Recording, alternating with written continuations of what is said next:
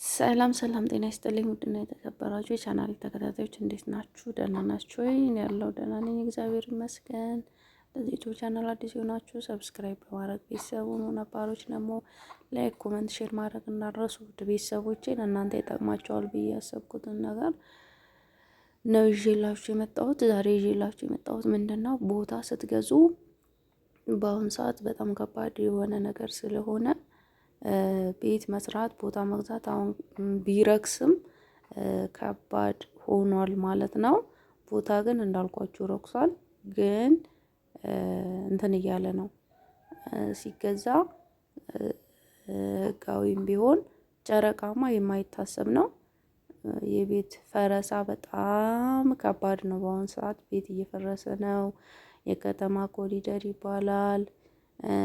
እንደገና በቃ እንዴት ልበላችሁ፣ ፈርሰው ራሱ የበቃቸው እንደገና እየሰሩ ያሉ ድጋሚ ፈረሳ እየተባለ ገና መች ፈረሰ፣ ካሁን በኋላ ነው ፈረሳ እየተባለ ስለሆነ የሚመጣው ስለማይታወቅ ቦታ መግዛት በአሁኑ ሰዓት አሳሳቢና በጣም ከባድ የሆነ ወቅት ሆኗል። ውድ ቤተሰቦቼ ቦታ መግዛት የምትፈልጉ በጣም ጥንቃቄ አድርጉ። ለጊዜው ባትገዙ ብዬ እላለሁ። ምክንያቱም ቢገዛ ራሱ እስከ 5 ዓመት ድረስ ቤት ባይሰራበት እየተባለ ነው። ለምን እንደሚፈርስ ምንም ማወቅ አይቻልም። እንደሚፈርስና እንደማይፈርስ ማረጋገጫ የለም። አሁን የፈረሰባቸው ከዚህ ፊት በከተማ ምን የተባሉ እንደገና ድጋሚ ደግሞ አፍርሱ ወደ ውስጥ ግቡና እየተባሉ ነው ማለት ነው። ያው በመንገድ በከተማ ኮሪደር በፕላን እየተነካ ስለሆነ ቤቶች እየፈረሱ ነው አብዛኛው ቤቶች። እና ውድ ቤተሰቦቼ እናንተም ቦታ ረከሰ ብቻ ብላችሁ አትግዙ። እኔ ባለፈው ቦታ ረክሷል ግዙ እያልኳችሁ ነበረ፣ ግን አሁን ላይ ደግሞ የተሰማው ነገር ከባድ ነው። አብሶ መንገድ ዳር ያለ ቤት ይፈለግ ነበረ በጣም አይደለ? አሁን ግን መንገድ ዳር ያለ ቤት በቃ ምን እድሉ ምን እንደሆነ ግራ እስከሚገባ ድረስ ነውና ውድ ቤተሰቦቼ በጣም ጥንቃቄ አድርጉ ማለት እፈልጋለሁ። አዎ ቦታ መግዛት ጥሩ ሆኖ ሳለ ግን አሁን ላይ ያለው ነገር ከባድ ነው። አሁን በቃ ምን የመሳሰሉ ፎቆች እየፈረሱ ነው። ምን የመሳሰሉ ቤቶች እየፈረሱ ነው። የከተማ ኮሪደር እየተባለና አብዛኛ ሰውን አይገዛምም አይሰራምም።